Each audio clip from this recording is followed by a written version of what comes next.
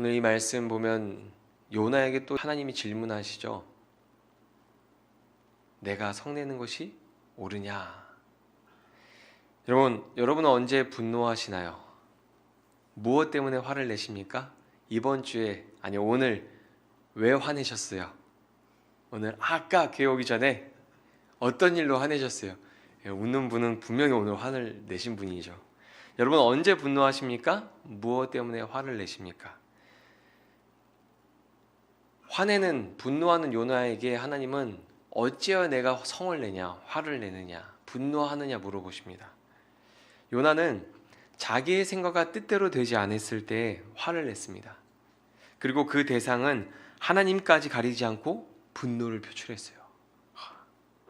요나는 하나님 말씀에 불순종하다가 깊은 바다에 빠져서 죽을 뻔했습니다. 하지만 하나님께서 요나를 건져주셨죠. 하나님의 은혜로 요나는 기적처럼 살 수 있었습니다. 하나님은 불순종한 요나에게 벌을 주시기보다 어떻게 하셨나요? 다시 무엇을 주셨어요? 기회를 주셨습니다. 아멘. 은혜가 넘치네요. 말씀이 다 기억나시는 것 같아요. 하나님께서 요나에게 다시 무엇을 주셨나요? 기회를 주셨습니다. 니네에 가서 말씀을 전하게 하셨습니다. 하나님께서 요나에게 기회를 주셨던 것은 그를 사랑했기 때문입니다. 믿으십니까? 하나님이 우리에게 다시 기회를 주시는 것은 우리를 사랑하시기 때문입니다. 신앙생활하면서 이것을 배워가고 알아가는 거죠. 하나님이 우리를 벌하실 수 있음에도 불구하고 우리를 사랑하시는 것, 우리에게 기회를 주시는 것, 우리를 사랑하시기 때문이죠. 요나는 니느웨 성읍에서 대충 복음을 전했지만 요나가 전한 메시지를 듣고 많은 사람이 회개하는 놀라운 역사가 일어났습니다. 목회자로서는 참 부러운 역사가 일어났죠. 그리스도인이라면 한 번쯤 이런 은혜를 경험해보고 싶을 만한 역사가 그 삐뚤어진, 지금으로 따지면 삐뚤어진 삐딱한 그리스도인 같은 그 요나에게 일어난 거예요. 하지만 요나는 그 일로 어떻게 합니까? 하나님께 분노했어요. 만약에 우리라면 어떨까요? 하나님 감사합니다. 저를 이렇게 사용해 주시니 감사합니다. 이럴 것 같죠. 근데 요나는 니느웨 성읍에 많은 사람들이 회개하는 것을 보고 이 깊은 속에 몸속 깊은 곳에서 끓어오르는 분노를 참지 못하고 하나님한테 분노를 표출합니다. 요나가 기도했던 내용을 보면은 조금은 그 이유를 짐작해 볼 수가 있을 것 같아요. 왜 요나가 분노했는지. 요나서 4장 2절에 보면 이렇게 기록하고 있습니다. 여호와께 기도하여 이르되 여호와여 내가 고국에 있을 때 이러하겠다고 말씀하지 아니하였나이까. 그러므로 내가 빨리 다시스로 도망하여 싸우니 주께서는 은혜로우시며 자비로우시며 노하기를 더디하시며 이내가 크시사 뜻을 돌이켜 재앙을 내리지 아니하시는 하나님이신 줄을 내가 알았음이니이다. 요나는 왜 도망쳤어요? 하나님이 누군지 너무 잘 알고 있어서 도망친 거예요. 근데 하나님 은혜 안에서 다시 은혜가 이끄는 삶을 살면서 니느웨에 가서 다시 말씀을 전했는데 정말로 그 은혜가 하나님이 행하신 그 일들이 눈앞에 펼쳐지니까 속이 어떻게 해요? 꼬이는 거죠. 뒤틀려서 참지 못하고 분노를 표출하는 거예요. 여러분, 분노는 나는 옳고 너는 틀리다 해서 시작됩니다. 요나가 하나님에게 분노하는 이유는 하나님이 틀렸다는 생각에서 나오는 것입니다. 요나는 니느웨에 재앙을 내리지 않으시는 하나님은 틀렸고 지금 상황에 분노하는 자신이 옳다고 생각하는 거죠. 하나님 어떻게 니느웨 성읍에 같은 그런 악한 사람들에게 은혜를 베푸십니까? 어떻게 저들을 용서하시고 저들에게 긍휼을 베푸십니까? 하나님 잘못했습니다. 이건 아니죠. 이런 마음이 요나한테 있는 거죠. 요나가 겪은 분노는 가슴이 찢어지는 듯한 극심한 고통을 표현하고 있어요. 그 언어적으로 살펴보면 가슴이 찢어지는 듯한 고통. 여러분 그런 고통 보통 언제 겪어보십니까? 사랑하는 연인과 헤어질 때 가슴이 찢어지는 고통 경험해 보셨어요? 저도 안 해봤어요. 저도 안 해봤어요. 그런 거 안 해봤어요. 그 살다 보면 그 있잖아요. 드라마에 보면 K-드라마 보면 막 너무 가슴이 아파서 엄마가 빨간 약 바르고 막 가슴이 찢어지는 것 같은 그런 고통을 지금 요나가 하나님이 하시는 놀라운 구원 사역을 바라보면서 그 고통을 겪는 거예요. 가슴이 찢어지는 듯한 고통과 슬픔 속에서 분노를 표현하는 거예요. 내 생각대로 일하지 않으신 하나님에 대한 서운함에 크게 분노하는 거죠. 그리고 그 분노는 요나를 태우는 불이 되어서 요나를 고통스럽게 하는 거예요. 요나 그 마음속 깊은 곳에서 끓어오르는 그 분노가 누구를 태워요? 결국 요나 자신을 태워버립니다. 우리도 내 생각대로 일이 되지 않을 때 하나님에 대한 서운함의 불평과 원망을 섞어서 말하는 어떤 그런 말들을 내뱉은 적이 있어요? 없어요? 우리도 있죠. 그리고 오늘날 지금 현재 우리가 그런 상황에 놓여 있다면 우리 신앙은 어디서부터 잘못된 걸까요? 과거에 우리가 하나님한테 원망과 분노를 쏟아냈던 말들, 그런 말들을 내뱉었을 때 그때 우리가 참 성숙하지 못했지, 그때 우리가 참 하나님의 크신 사랑과 어떤 지혜를 깨닫지 못하고 우리가 그랬었지, 그런 생각들을 하게 되는데, 만약 현재 지금 그러고 있다면 우리의 신앙은 어디에서부터 잘못된 걸까요? 오늘 말씀에 나오는 요나는 어디에서부터 잘못된 걸까요? 왜 하나님이 니느웨 백성들을 용서하시고 그들을 재앙을 내리지 않으시고 그들을 구원하시는 그 구원 사역을 보고서 왜 분노할 거예요? 이건 문제가 있는 거잖아요. 어디서 이 문제가 시작되었을까요?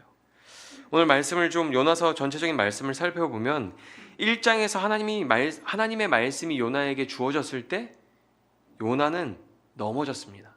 말씀이 주어졌을 때 어떻게 했어요? 도망치잖아요. 4장에서 하나님의 말씀이 이루어질 때 요나 어떻게 됩니까? 다시 넘어지는 거예요.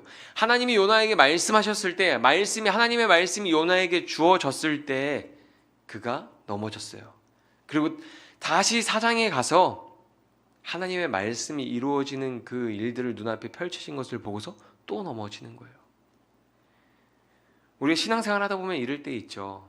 신앙생활 하다 보면 부서에서 봉사하다 보면 부장 집사님이나 전도사님, 목사님이 리더를 맡아주세요, 구역장을 맡아주세요, 이거 좀 해주세요라고 하면 그 말을 듣고 시험에 빠지는 분들이 종종 교회에 계시죠. 어떤 섬김과 봉사에 헌신해야 될 때 그런 분들이 계시는데 다시 또 그 마음을 다잡고 이제 봉사하다가 결국 어때요? 또 다시 시험에 빠지는 경우들을 경험하잖아요. 이 요나가 지금 그런 일들을 겪고 있는 거예요. 왜 이런 일들이 요나에게 일어났을까요? 1장에서 요나를 넘어지게 한 죄를 회개하지 않았기 때문이에요. 죄의 문제를 해결하지 않았기 때문에 동일한 죄로 인해서 다시 넘어지는 겁니다.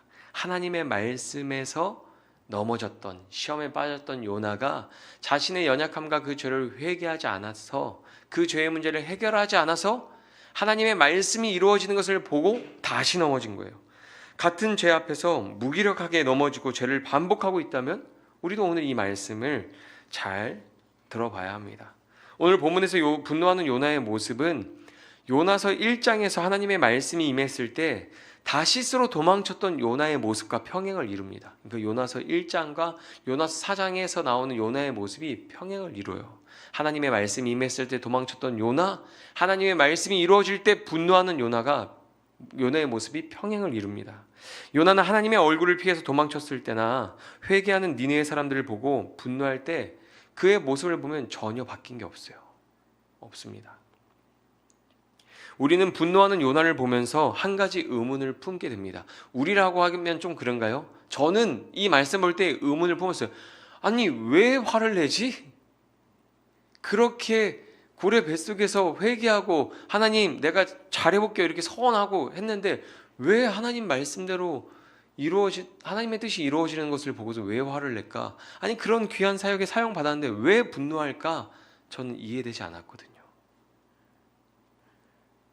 그런데 말씀을 보니까 요나가 물고기 뱃속에서 회개했던 거 회개하질 않았더라고요. 저는 회개했다고 생각을 했거든요.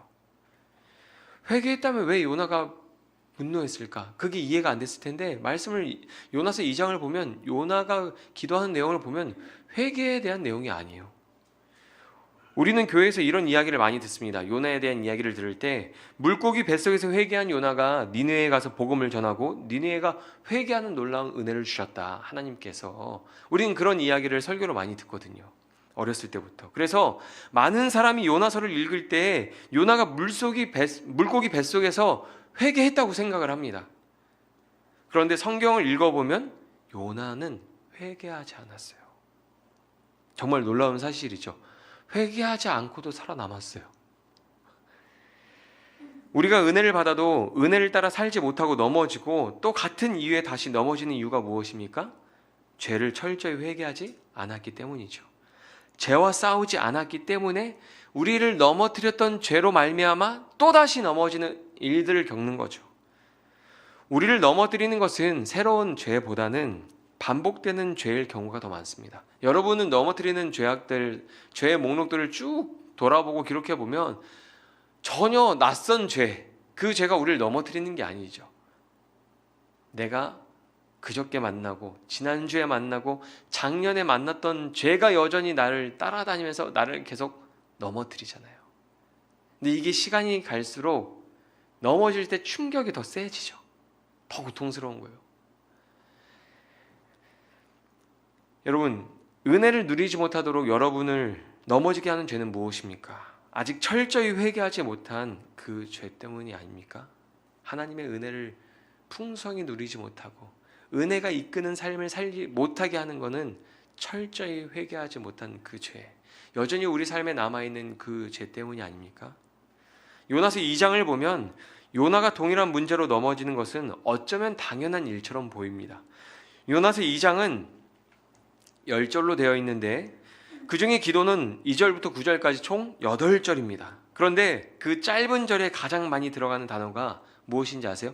요나가 기도할 때 가장 많이 사용하는 단어, 나는, 내가, 나의, 이런 단어예요. 나. 그 단어가 대략 21번 정도 나옵니다. 영어로 I, my, me, 주격, 소유격, 목적격 다 자기 얘기예요. 자기, 요나입니다. 기도의 주어가 누구예요? 요나입니다. 요나.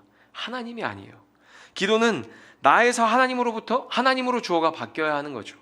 예수님이 기도하신 것처럼 나의 원대로 마옵시고 아버지의 뜻대로 하옵소서라고 주어가 나에서 하나님으로 바뀌어야 되는 거죠.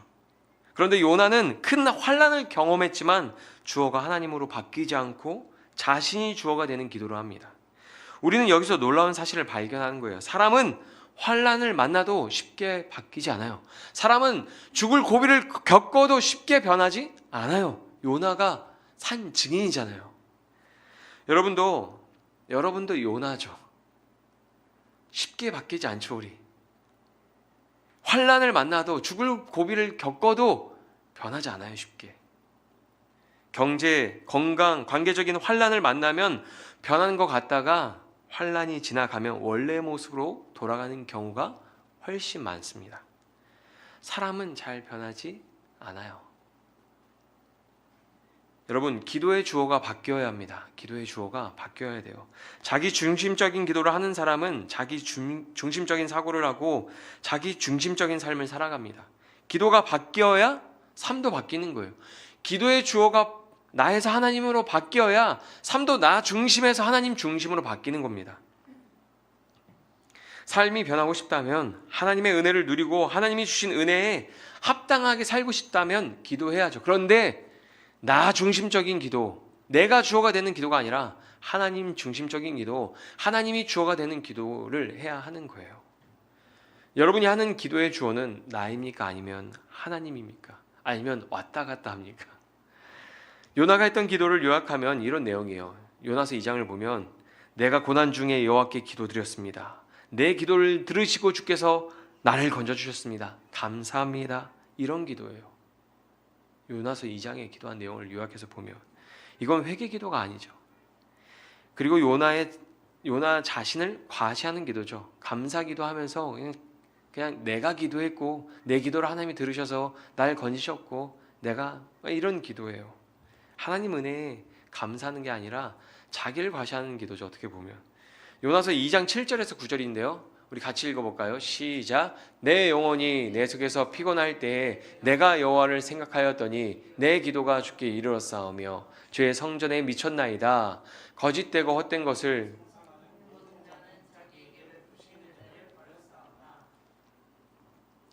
나는 감사하는 목소리로 주께 감사를 드리며 나의 서원을 주께 갖겠나이다. 구원은 여호와께 속하였나이다 하니라. 아멘. 굉장히 기도가 막 은혜롭진 않아요. 이 7절을 보면 내가 여호와를 생각했더니 내 기도가 여호와께 닿았다고 말해요. 내 기도가, 내가 여호와를 생각하고 내 기도가 여호와께 닿았다. 8절에서는 우상을 숭배하는 자들과 나는 달라서 은혜를 버리지 않겠습니다. 내가 하나님의 은혜를 버리지 않고, 9절에서는 나는 감사의 예배를 드리고 서원을 갖겠습니다. 이렇게 기도해요. 여러분, 이게 무슨 기도입니까? 은혜를 주시면 내가 한번 보여드리겠습니다. 주님, 은혜를 주시면 제가 한번 이번엔 보여드릴게요. 다시 그렇게 도망쳤던 그 모습, 이젠 다른 모습 보여드릴게요. 이런 기도죠. 그렇게 호언장담하며 요나는 기도를 마칩니다. 교회를 다니면서 이런 기도를 한 번씩은 해보셨을 거예요. 우리가 최근에 하셨을 수도 있고, 신앙생활 처음 할 때 이런 기도를 해보셨을 수도 있죠. 내 기도를 들어주시면 제가 주일 성수하겠습니다. 내가 이번에 내 기도를 들어주시면 교회에 봉사하고 헌신하겠습니다. 열심히 신앙생활 할게요. 술 끊을게요. 내 이 죄를 끊고 이제는 내가 의로운 삶, 거룩한 삶, 하나님 나라와 복음에 헌신된 삶을 살겠습니다. 주님, 제 기도를 그러니 들어주세요. 저는 다른 사람들과 좀 달라요. 막 이런 기도 한 번쯤 해보신 적 있으시죠? 이렇게 기도하는 요나가 자기 뜻대로 일이 풀리지 않으니까 어떻게 합니까? 하나님한테 분노하고 화풀이하는 거예요. 자기 중심적인 기도를 하고서 자기 생각대로 자기 뜻대로 일이 풀리지 않으니까 하나님한테 분노를 표출합니다. 하나님은 요나가 고백하는 것처럼 은혜롭고 자비로우시며 은혜가 크신 분이죠. 그래서 요나가 있는 깊은 절망의 자리까지, 그 깊은 바다에 있는 죽음 앞에 있는 요나한테까지 하나님의 자비가 내려가서 닿잖아요. 하나님의 자비가 요나를 살린 거죠. 요나가 막 기도를 잘해서, 요나가 의로워서 살아난 게 아니죠.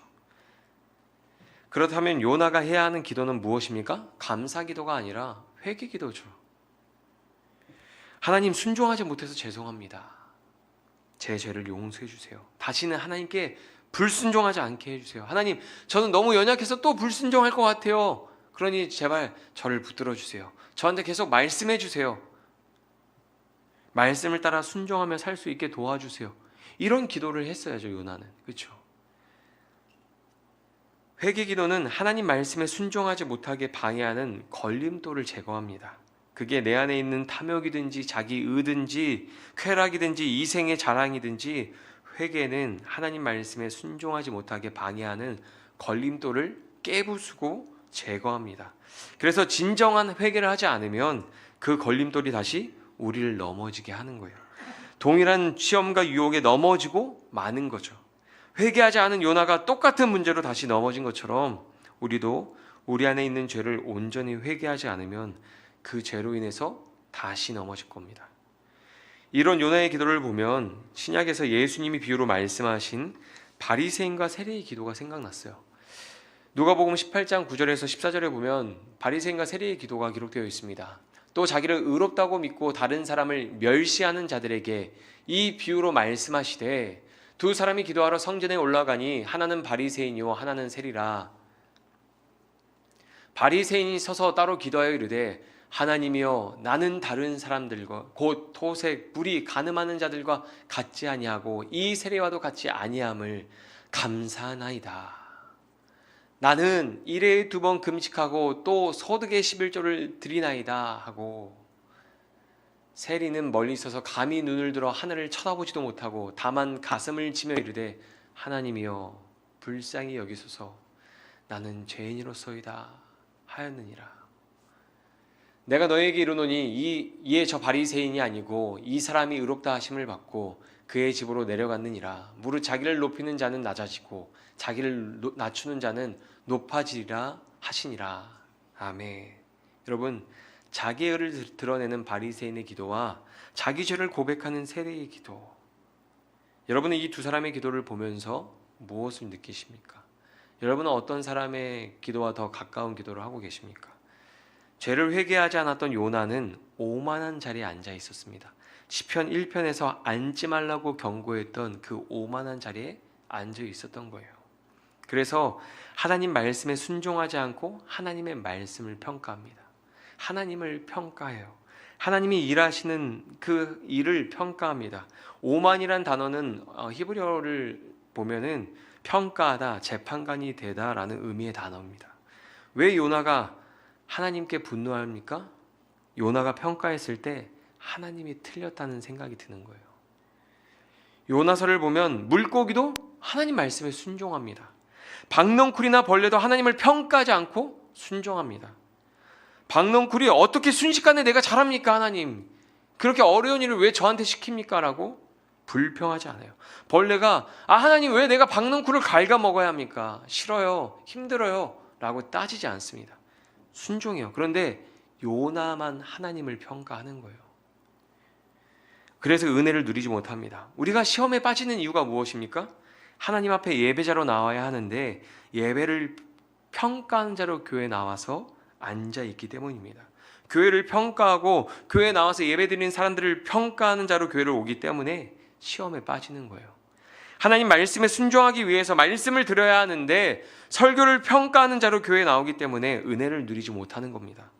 우리는 예배자로 순종한 자로 하나님 앞에 서야 하는데 그러지 못할 때가 너무 많은 거죠.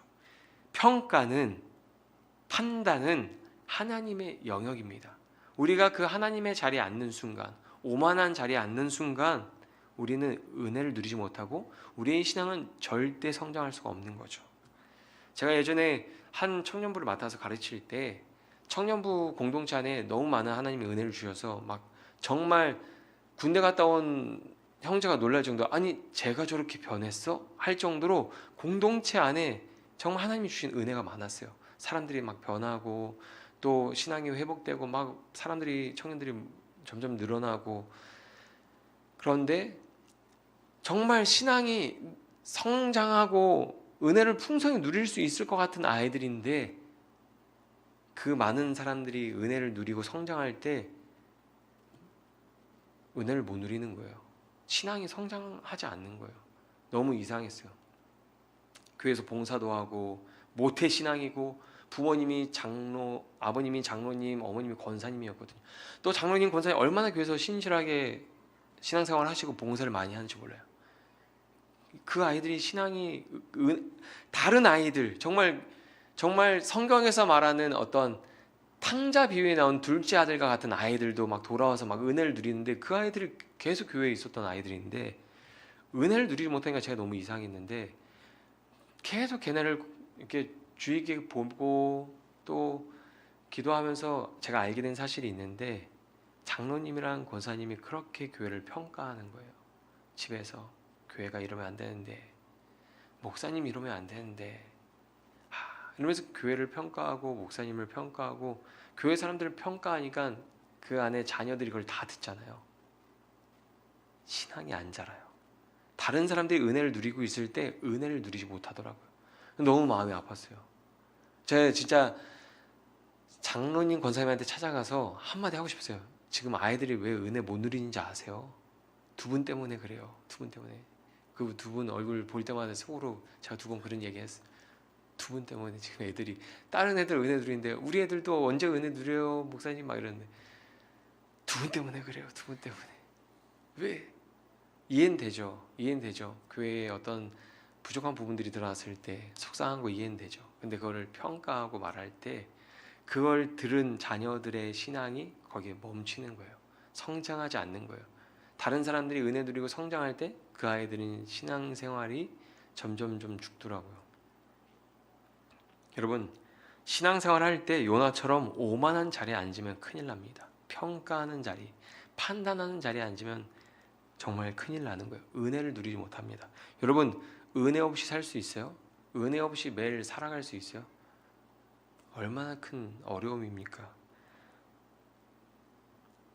오만한 자리에 앉고 평가하는 자리에 앉게 되면 은혜를 누리지 못하고 날마다 불평과 원망을 쏟아낼 겁니다.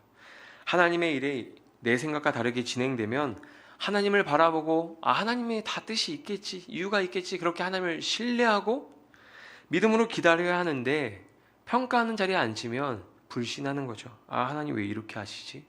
이렇게 하면 안 되는데, 하나님 좀 서운하다, 섭섭하다. 그러면서 하나님 앞에 원망하고 분노하고 자신의 그 분노로 자신의 삶을 태우는 어리석은 결과를 불러오게 되는 거죠. 오늘 우리가 읽지 않았지만 요나가 하나님 앞에 분노를 쏟아냈을 때 하나님 그 뜨거운 태양볕으로 요나를 때리시거든요. 자기의 분노보다 더 뜨거운 그 태양빛이 요나를 태운단 말이에요. 여러분, 시편 1편의 교훈이 무엇입니까? 악인의 길은 결국 망한다는 것입니다.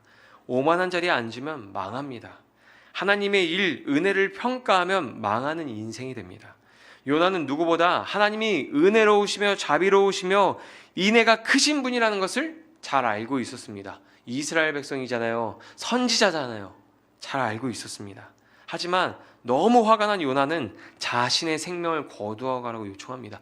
창조주 하나님 앞에, 생명을 누구보다 귀하게 여기시는 그 하나님 앞에 자신의 생명을 거두어가라고 요청해요. 요청이 아니죠. 화를 내는 거죠. 하나님, 이렇게 할 줄 알았습니다. 차라리 내 생명을 거두어 가세요. 내가 이걸 보느니 차라리 내가 죽는 게 낫겠습니다. 내 생명을 거두어 가십시오. 그렇게 분노합니다. 마치 사춘기 소년이 엄마의 마음을 후벼 파는 가시돋친 말을 쏟아내는 것처럼 보이죠. 하나님께서 요나에게 큰 은혜를 부어주셨지만 요나는 은혜가 아닌 분노에 사로잡혀 있습니다. 그렇죠? 은혜가 이끄는 삶이 아니라 분노가 이끄는 삶을 살고 있어요. 오늘 본문 3절에 보면 이렇게 기록하고 있습니다. 여호와여, 원하건대 이제 내 생명을 거두어 가소서. 사는 것보다 죽는 것이 내게 나음이니이다 하니 아멘. 여러분, 사는 것보다 정말 죽는 게 나을까요? 이렇게 했던 요나, 다음 주에 보겠지만 고작 박넝쿨 하나 뺏어갔다고 어떻게 그러냐고 죽고 싶다던 그 요나가 햇빛 하나 그늘 하나 사라졌다고 불평하잖아요. 여러분, 사는 것보다 죽는 게 나을까요? 아니에요. 여러분, 하나님의 은혜가 부족하거나 없어서 우리가 분노에 사로잡혀서 살아가는 게 아니에요. 우리의 삐뚤어진 마음, 오만하고 완악한 마음 때문에 분노에 사로잡혀 사는 겁니다. 상처 때문이라고 핑계대면 안 돼요. 하나님 믿으면서, 예수님 믿으면서 상처 때문에 내가 이렇게 삐뚤어졌습니다, 내 마음 삐뚤어지고 내 삶이 삐뚤어졌습니다라고 핑계하면 안 돼요. 그건 마귀가 주는 생각입니다. 하나님은 우리의 상처를 싸매고도 남을 만큼 넘치는 은혜를 주셨습니다. 여러분, 죄를 철저히 회개하지 않으면 요나처럼 다시 넘어집니다. 큰 은혜가 부어지는 환경에서도 불평하고 원망하는 삶을 살게 됩니다. 은혜가 이끄는 삶이 아니라 원망과 분노에 끌려다니는 삶을 살게 됩니다. 이스라엘 백성들이 애굽에서 노예 생활을 할 때 그들에게 불평과 원망이 가득했어요. 애굽에서 노예 생활을 할 때 이스라엘 백성들 안에, 그 마음 안에 원망과 불평이 가득했습니다. 사사시대 때 이스라엘 백성들이 하나님의 말씀을 버리고 살 때 그들에게 원망과 불평이 가득했어요. 세상과 죄의 노예로 살면 불평과 원망과 분노에 사로잡혀 살게 되는 겁니다. 내가 하나님을 경외하고 하나님 말씀을 붙들고 사는 게 아니라 하나님 말씀 버리고 살 때, 애굽에서 노예 생활할 때 그렇게 되는 거예요. 하나님에게 분노하는 사람이라면 사람에게 쉽게 분노하는 것은 당연하지 않을까요? 한번 생각해 보세요. 하나님한테도 분노하는데 사람한테 분노하는 건 쉬운 일 아닐까요? 하나님을 평가하는 사람이 다른 사람을 평가하고 비난하고 비판하는 것은 쉬운 일이 아닐까요? 여러분, 하나님도 평가하는데 어떻게 사람이 하는 일들을 평가하지 않겠어요? 판단하지 않겠어요? 이런 사람은 은혜를 누리지도 못하고 다른 사람에게 은혜가 흘러가는 것도 방해합니다. 유대 종교 지도자들은 이스라엘 백성들이 은혜를 누리지 못하게 만들었고 그들도 은혜를 누리지 못했습니다. 우리에게 하나님께 불순종하게 만들고 은혜를 누리지 못하게 하는 죄의 걸림돌이 있다면 철저히 회개해야 합니다. 그런데 우리는 회개를 하지 않습니다. 회개를 하지 않아요. 은퇴를 바라보시는 목사님들이, 신앙생활을 오래 하신 목사님들이, 한국교회 부흥을 경험한 권사님들이 그런 이야기를 해요. 한국교회 기도하지 않는다. 막 음향 장비 최신식으로 막 이렇게 막 갖춰놓고, 어떤 음향 사업 하시는 분들이 그래요. 음향 사업은 경제가 어려도 끄떡없다. 교회가 다 먹여 살린다. 교회마다 다 좋은 음향 시설 막 갖춰놓고 LED 전광판 막 다 해놓고 근데 기도하지 않아요. 기도가 사라졌다고 말해요. 회개가 사라졌다고 말해요. 어떤 한 권사님은 울먹거리면서 저한테 그런 얘기 하신 적이 있어요. 내가 그거를 봤는데 그 수많은 사람들이 철야기도 하고 눈물로 회개하는 그걸 나는 경험했는데 지금 여기서 신앙생활하는 젊은 집사님들은 그거 모르잖아요. 나는 봤는데, 난 경험했는데 저는 그게 너무 속상해요. 그래서 한국교회를 위해서 그분 눈물로 기도하신다고 하시더라고요. 여러분, 죄를 회개하며 눈물을 흘려본 적이 언제인가요? 매일 하나님의 은혜와 사랑 앞에서 온전하지 않은 내 모습으로 가슴 아파하며 눈물을 흘려본 적이 언제인가요? 매일 눈물 흘려야 되잖아요, 원래는. 말씀을 따라 살고자 하는 사람은 죄와 싸우고 날마다 죄를 회개합니다. 아시죠? 그 노를 저을 때, 물을 밀어낼 때 저항의 그 힘으로 앞으로 가는 거잖아요. 말씀에 따라 살고자 하는 사람은 죄와 싸울 때 말씀을 따라 삶의 방향이 말씀적으로 가는 거예요. 근데 죄와 싸우지 않으면 어떻게 될까요? 그냥 물 흐름 따라서 가는 거예요. 세상의 문화와 가치를 따라서 멸망의 길 가고 있는 그 넓은 길로 그냥 가게 되는 거예요. 하나님을 바라보는 사람은 온전하지 않은 내 모습이 보입니다. 하나님을 바라보는 사람, 말씀을 붙들고 사는 사람은 온전하지 않은 내 모습이 보입니다. 그러나 세상을 바라보고 사는 사람, 내가 원하는 것만 바라보고 사는 사람은 자기가 온전하지 않다는 것을 모릅니다. 자기 죄가 무엇인지 모릅니다. 죄가 얼마나 우리의 삶을 망가뜨리고 있는지 모릅니다. 죄가 얼마나 나를 고통스럽게 하는지 느끼지 못합니다. 영적 문둥병에 빠져서 아무런 고통도 느끼지 못하고 죄에 대한 적개심, 적대감 없이 살아갑니다. 오히려 죄를 좋아하죠.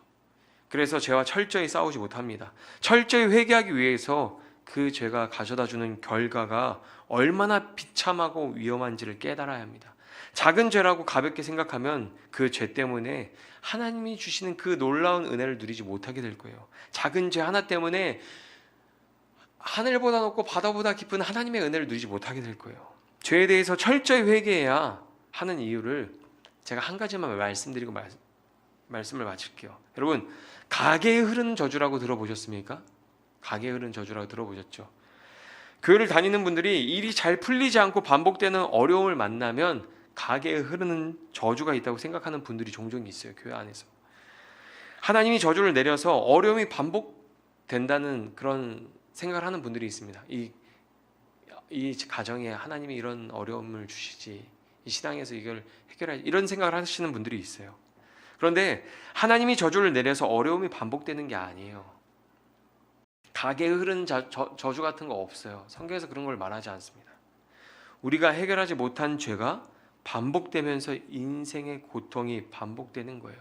여러분, 같은 집에서 먹고 자고 먹고 하면 식구들이, 자녀들이 부모와 동일한 질병에 걸릴 때가 있잖아요. 유전적인 것도 영향이 있지만 제일 큰 영향이 뭐예요? 식습관이죠. 같은 것을 먹고 같은 습관을 가져서 똑같은 어떤 부모의 병을 자녀도 같은 병에 걸릴 때가 많잖아요. 가게에 흐르는 저주가 있는 게 아니라 부모가 해결하지 못한 죄가 자녀들에게도 동일하게 반복되는 것이 있는 거예요. 창세기를 보면 아브라함이 기근을 만나서 애굽으로 피신을 갔을 때 사라를 누이라고 속입니다. 그렇죠? 성경은 이것을 굉장히 지혜롭다고 말하지 않아요. 긍정적으로 말하지 않습니다. 믿음이 없는 아브라함의 연약함이죠. 죄예요. 아브라함은 두려운 상황을 만날 때마다 속이는 일을 반복합니다. 사라를 2번이나 누이로 속이죠. 하나님을 신뢰하기보다는 세상의 방법을 따라서 그냥 속이는 거예요. 그런데 훗날 이삭도 두려운 상황을 만났을 때 아버지처럼 아내를 누이로 속입니다. 아브라함이 했던 그 실수, 그 죄를 이삭이 반복합니다. 근데 아브라함이 속였을 때는 반은 맞고 반은 틀렸어요. 사라가 이복 누이기 때문에 반은 맞는 말이잖아요. 아내지만 누이기도 했어요. 그런데 이삭이 아내를 누이라고 속일 때는 100% 거짓말이었습니다. 100% 거짓말이었어요. 이삭의 자녀 야곱은 어떻습니까? 믿음의 가정에 태어난 야곱을 대표하는 단어는 믿음이 아니라 속임이었습니다. 야곱은 아버지와 할아버지랑 다르죠. 그가 사람을 언제 속입니까? 두려운 상황이 왔을 때, 위기가 찾아왔을 때 거짓말하는 게 아니에요. 야곱은 자기가 원하는 것을 얻기 위해서 사람을 속입니다. 형도 속이고 아버지도 속입니다. 자기 이익을 위해서라면 다른 사람을 속이는 사람이 되었어요. 여러분, 이 미묘한 변화를 잘 아셔야 돼요. 아브라함이 거짓말하고 속였죠. 반은 맞고 반은 틀려요. 근데 이삭이 위기가 찾아왔을 때 또 거짓말하고 속이죠. 100% 거짓말했죠. 야곱은 위기가 없을 때에도 자기의 이익을 위해서 거짓말하는 사람이 돼요. 같은 죄가 그 가정 안에 반복되죠. 그 죄가 반복되는 것으로 인해서 그 가정에 고통을 당하는 일들이 계속 발생하죠. 야곱이 형과 아버지를 속이는 것에서 끝나지 않죠. 거짓말하고 남을 속였던 야곱은 자기의 자녀들에게 속임당하죠. 사랑하는, 그가 자기 생명보다 아끼고 사랑했던 요셉이 죽었다는 그 거짓말을 듣고 그의 삶은 황폐해져요. 살아도 살아있는 것이 아닌 그 삶을 살아요. 여러분, 해결하지 못한 죄가 반복되면서 고통을 가지고 온다는 것을 알아야 됩니다. 이게 얼마나 무서운 일인지 몰라요. 내가 해결하지 못한 내 죄가 우리 자녀도 동일한 죄를 겪고 그걸로 고통당한다면 생각해 보세요. 끔찍하죠. 다윗이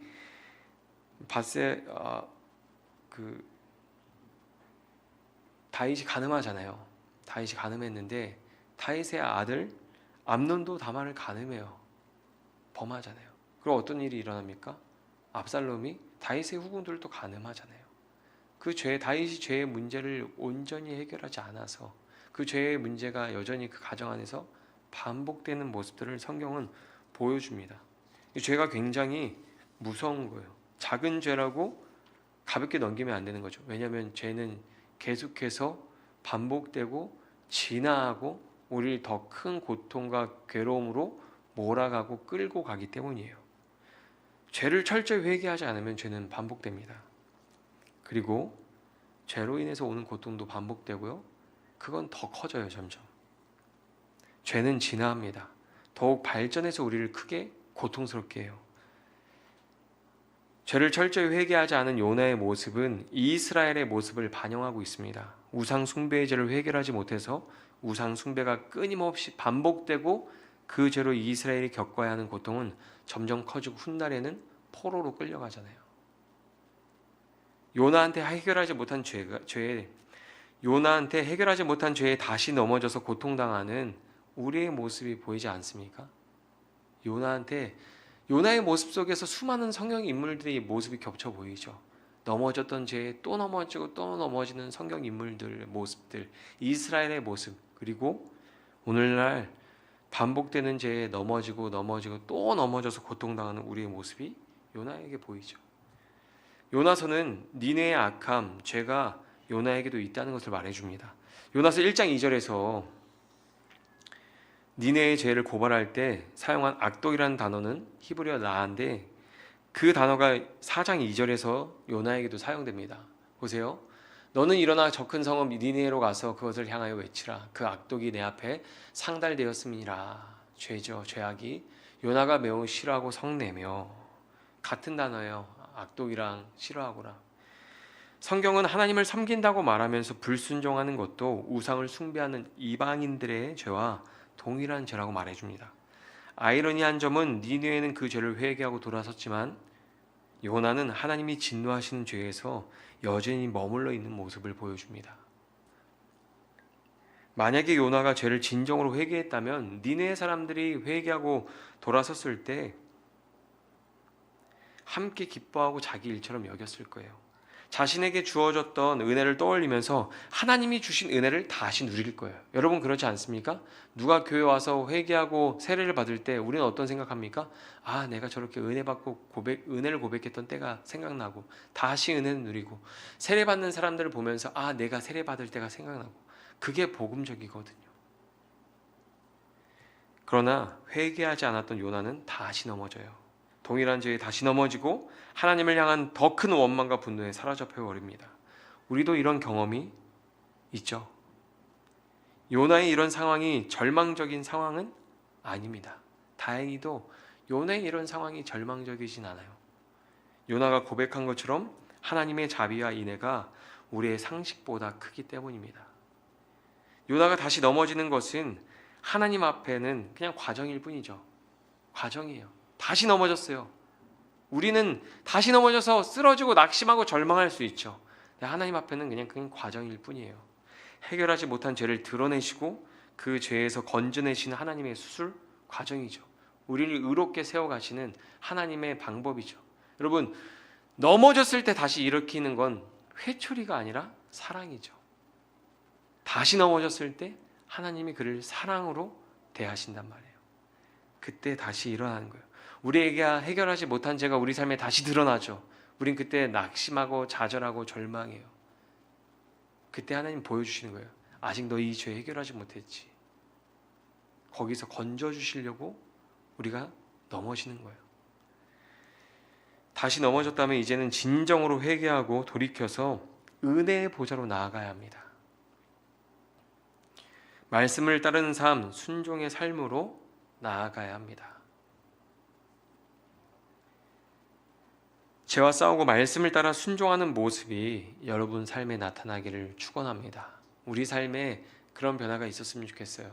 사도행전을 보고 있는 우리의 삶에 죄와 싸우고 전신갑주를 입고 하나님의 말씀을 따라 살아가고 승리하는 그 기쁨과 넘치는 감격과 그 감사가 우리 입술의 고백에 터져나오고 죄에서 돌이키는 사람들을 볼 때마다 또 함께 은혜를 누리고, 죄에서 돌이키는 사람 볼 때마다 말씀대로 살지 못하면 이럴 거 아니에요. 넘어질 거예요. 나는 은혜 누리지 못하는데 넘어질 거 아니에요.